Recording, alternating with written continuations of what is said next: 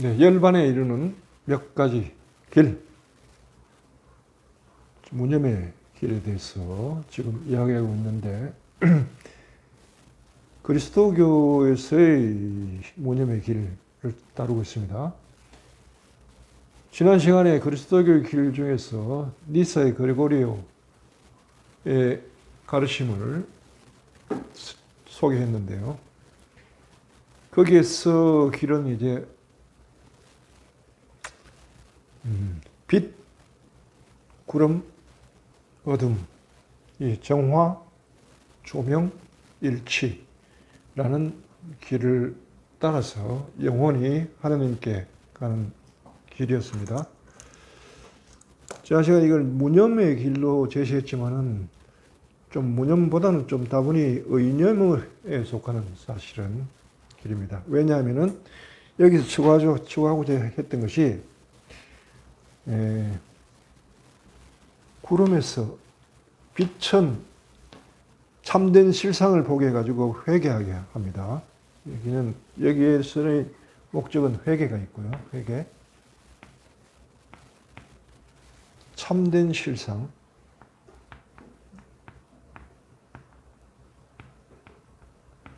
참된 실상은 눈을 뜨게 해가지고 돌아서게 하고, 그 다음 그렇게 함으로써 두 번째, 구름은 관상의 세계인데 보이는 만물 속에 감춰져 있는 참된 본질들에 대한 본질 직관 능력을 기르는데, 그걸 하기 위해서, 그걸 통해서, 그 교육을 통해서 얻고자 하는 게 뭐냐면은 아파테이아 하는 건데, 이게 바로 평온입니다. 평온. 불교에서는 뭐라고 해요? 평온은 우백가라고 그러죠. 우백가. 그거하고 통합니다. 이게 우백가.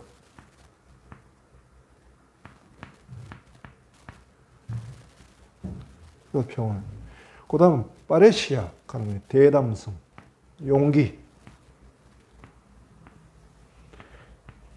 개신교 사람들 좋아하는 거 있죠? 담대하게 외치도록 은총을 주셔서 용기.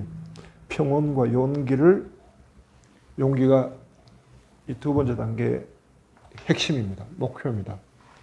여기 보면은요, 네.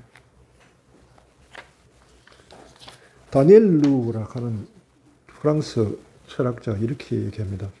이 구름을 여기 부분에서 다스리면서, 다니엘 루.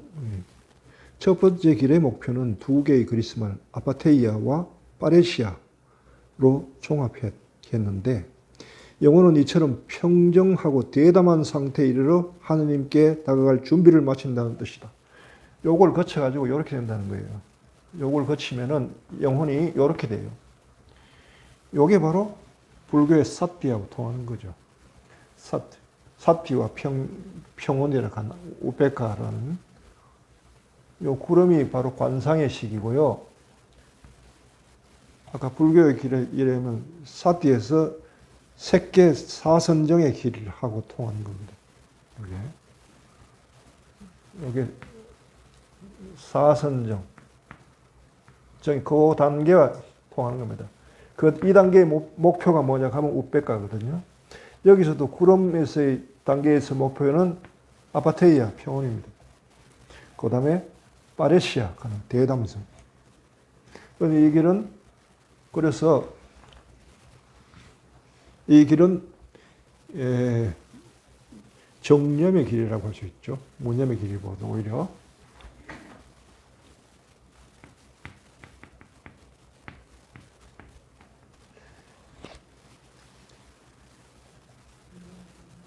그런데 여기에 반해서 무념의 길을 걸은 분이 있죠. 봐도 사도 바울입니다. 바로. 이게 어떻게 다른가 이제 좀 비교해 봅시다. 사도 바울은 본인이 말로서 한번 들어보죠. 원래 사도 바울은 유대 살기는 그리스 쪽에 살았습니다.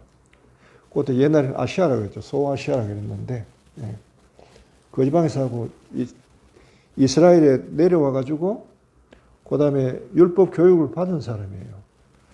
가멀리엘이라는 선생 아래서 율법 교육을 제대로 받은 사람이고, 예수님이 활동하던 시기에는 사도 바울은 이스라엘에 없었어요. 그렇기 때문에 예수님과 살아생전에 직접 만난 적은 없었어요. 그런데 나중에 예수님 이제 성천하신 후에, 부활하시고 성천하신 후에 바오로가 이제 등장합니다. 예루살렘에 등장해서 제일 먼저 등장한 것이 이제 스테파노의 순교 그 장면에서 등장한단 말입니다. 그때 본인이 직접 돌로 쳐 죽이지는 않았는데 돌로 치는 사람의 옷을 뒤에서 받았다. 이건 뭐예요? 돌 치는 사람이 뭘 뒤에서 치라고 명령하거나 뒤에서 조종하는 사람 역할이죠. 예. 여하튼 그 그리스도인을 박해하는 그야말로 우두머리 중에 한 사람이었다고 바오로가. 그러면서 자신의 유대교에서 그 소위 말해서 그리스도교라 하는 이상한 집단들이 나타나가지고 조상의 종교를 거스르고 전통을 무시하고 한다 해가지고 박해를 하기 시작했습니다.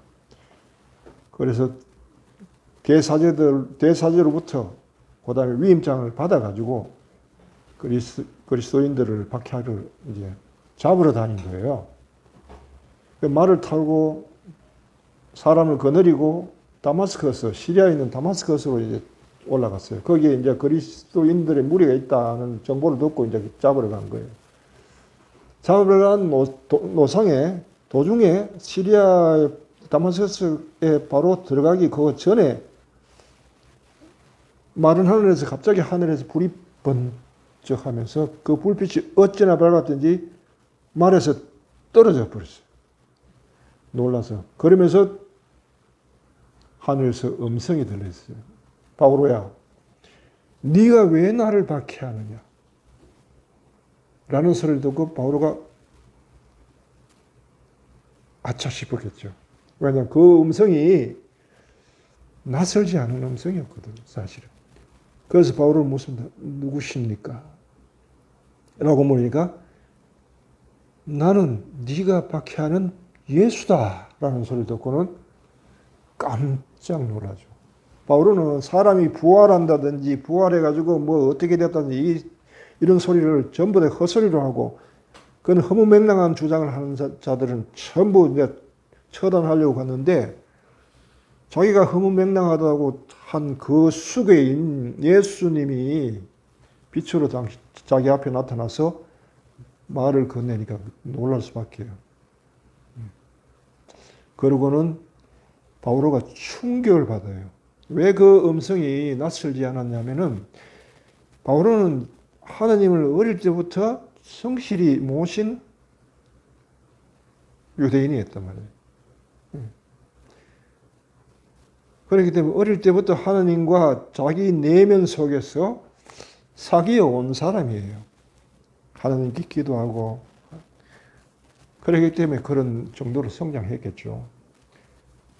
자기는 몰랐지만 그 하나님과 유대 지도자들이 맹종하는 그 하나님과 이게 갭이 있는 거예요, 차이가.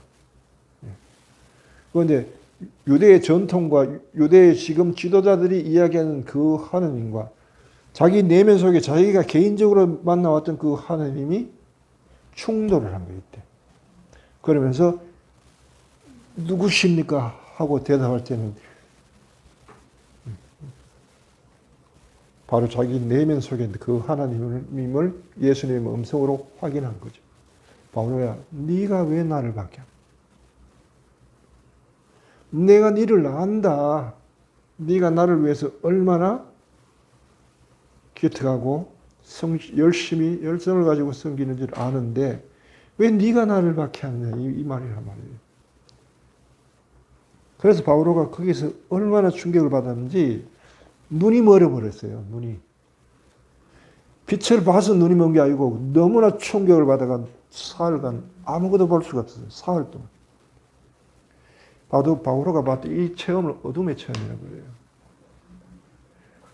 그리고 바오로는 여기에서 사흘 만에 이제 나오게 되는데 예수님이 다른 사람을 보내죠. 예. 보내가지고 바오로한테 가서 그의 눈을 뜨게 해주라. 그리고 세례를 베풀어 주라. 라고 해가지고 시키죠. 그래서 이제 그 사람이 가서 바오로의 눈을 뜨게 해주고 세례를 베풀어 주는데 그때 이제 바오로는 이게 본인은 죽음의 체험이었기 때문에 바뀌자마자 이름을 바꿔요. 처음에 이름은 사울이었다고요. 사울. 이스라엘의 다윗 바로 전에 왕의 이름이 사울이잖아요. 사울이었는데 이때부터는 바울이라 이름을 바꿨다. 그 말은 사울로서 나는 죽었다는 뜻이에요. 그리고 바울로서 다시 태어났다는 거예요. 이거는 바울은 이걸 뭐라고 이야기하냐면은 나는 영으로 육신으로는 죽고 영으로 거듭났다라고 이야기해요. 고린도서에 보면요. 체크를 해놨죠. 1고린도서 15장 여기 보면요. 썩어 없어질 것으로 묻히지만 썩지 않은 것으로 되살아납니다. 썩지 않은 게 뭐예요? 영이에요. 귀천한 것으로 묻히지만 영광스러운 것으로 되살아납니다. 약한 것으로 묻히지만 강한 것으로 되살아납니다. 물질적으로 묻히지만 영적인 몸으로 되살아납니다. 물질적인 몸이 있다면 영적인 몸도 있습니다. 물질적인 몸이 있다면 영적인 몸도 있습니다. 바울은 이때 죽고 거듭났다. 육신으로서 죽고 영으로 거듭났다. 육신으로 죽는단 말은 영혼적 존재로서는 죽고 영적 존재로 거듭났다는 말이 되는 겁니다. 이게 중요한 게 아까 이야기한 니사의 그리고리오를 대표하는 그 교부들의 생각 중에는 그들은 영혼의 길을 추구했거든요. 영혼으로서 하나님께 다가가려고 했단 말이에요. 그런데 그 길에는 한계가 있었어요. 갈 수 있는 게 결코 하나님을 보고 경험할 수 없다고 니사의 그리고리오는 이야기해요. 교부 중에 두 개로 의견이 갈립니다. 가령 니사의 그리고리오나 이런 사람들 또 이전에 필론 이런 사람은 하나님은 볼 수가 없다. 만날 수도 볼 수도 없다. 하나님을 보는 자는 반드시 죽는다. 그래서 불가지하다. 하나님은 알 수 없는 분이다. 라고 했고 오리게네스 같은 사람은 아니다. 하나님은 알 수 있다. 볼 수 있다. 보고 참여할 수 있다. 라고 이야기 갈라집니다만은 니사의 그리고 그 같은 경우에는 하나님은 알 수 없고 볼 수 없다. 라고 하고 그 길로서 이렇게 설정을 해놨습니다. 그런데 우리는 하나님을 알 수 있고 볼 수 있죠. 그리스도를 통해서 하나님을 받고 뿐만 아니라 알 수 있습니다. 아버지 알 수 있잖아요. 알 수 없는데 어떻게 아버지를 섬기나요? 네? 그리스도를 모르는데 어떻게 그리스도를 믿죠? 바울의 길은 여기서 정화하는 빛, 여기도 빛의 체험입니다. 같은 빛의 체험인데 여기는 정화, 죄로부터 발에서 신발을 벗는 거, 에고를 벗고 순수한 영혼으로 돌아가는 걸 이야기하는데 반면에 여기서 얻으면 영혼으로는 죽고 영으로 거듭난 걸 이야기하는 거예요. 차이가 있어요.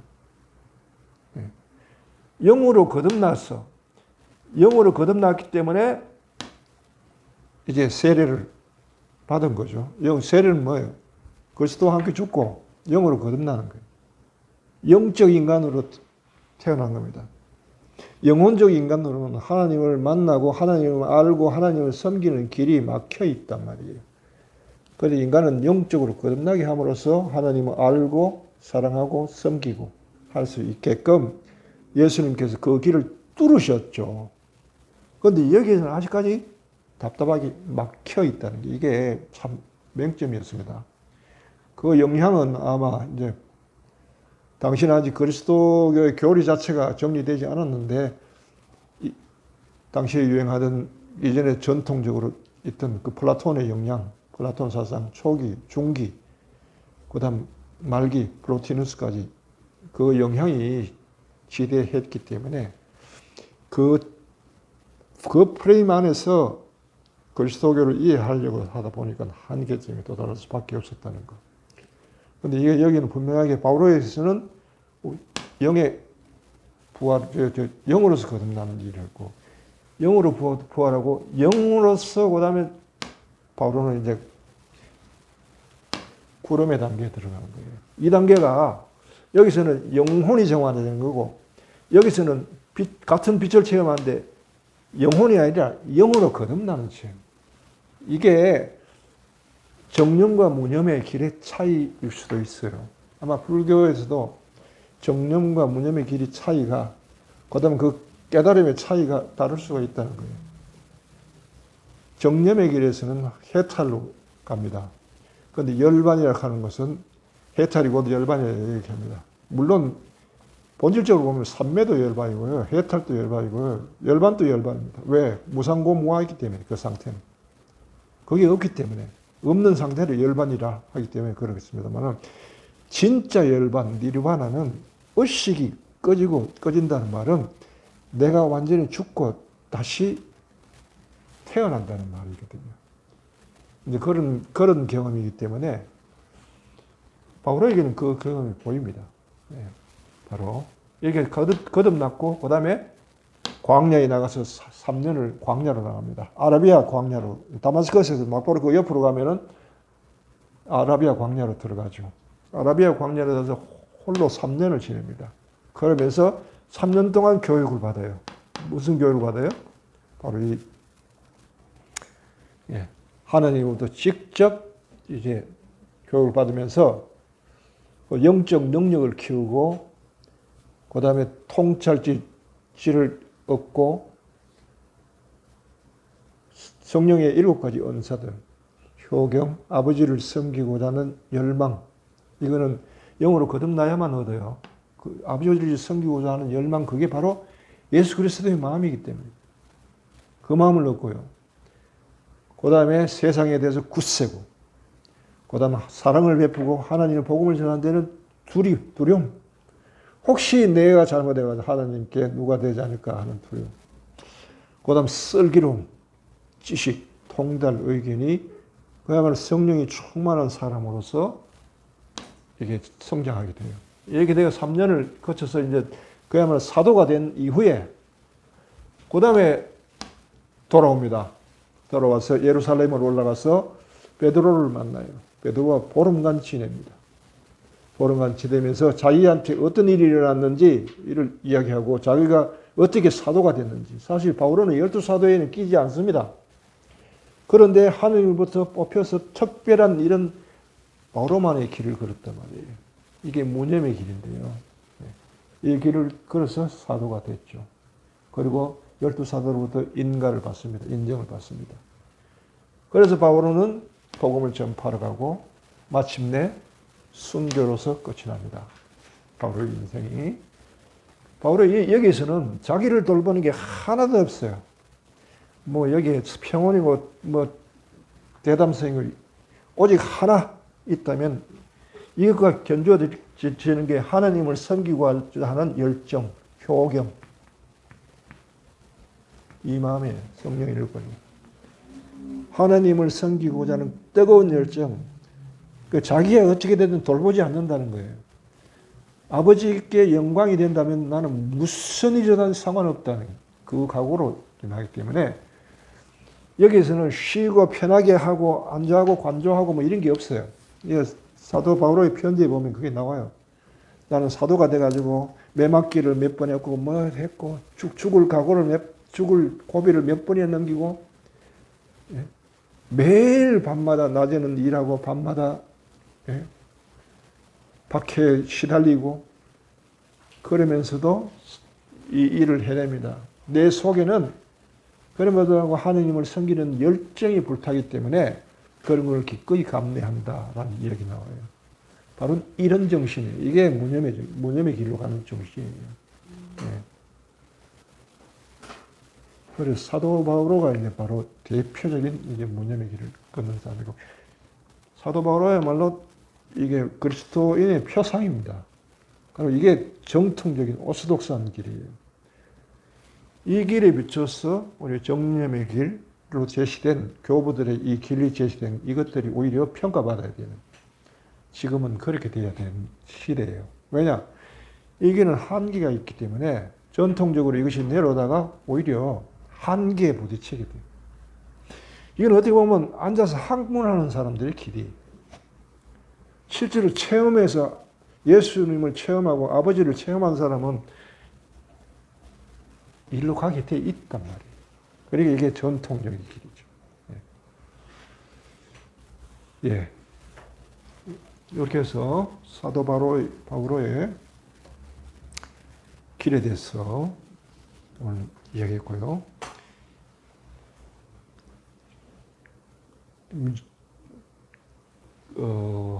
열반으로 가는 길, 이제 이건 요점 이제 다뤄봤고요. 열반에 대해서 이제 무엇인가, 열반의 체험이 그 안에서 뭐가 일어나는가에 대해서 처음에 좀 보고자 하는데, 그 체험에 대해서도 이제 좀 다음 시간에는 좀 다뤄봅시다. 그 체험에 대해서는 아마 나의 질문일 수도 있고, 내 체험에서 나오는 하나의, 내가 체험한 바도 있고요. 내 체험에서 나오는 질문일 수도 있고, 거기에 대해서 내가 탐구해서 얻은 결론일 수도 있고, 그러면서도 한번 좀 비교해보는 그런 시간을 좀 갖도록 하겠습니다. 여기까지 하겠습니다.